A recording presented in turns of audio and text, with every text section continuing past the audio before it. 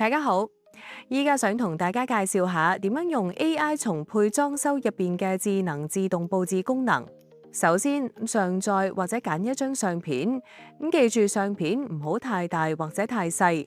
一般建議解像度大約1080至2K。使用智能自動佈置嘅時候，最好係上載一張空白房間嘅相片，效果會比較理想。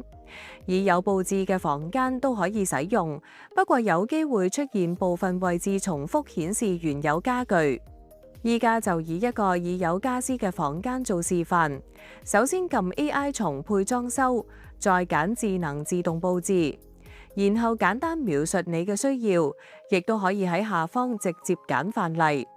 今次我哋揀咗有溫暖燈光嘅精品飯店套房風格，之後撳套用、耐心等幾秒，系統就會自動幫你完成佈置。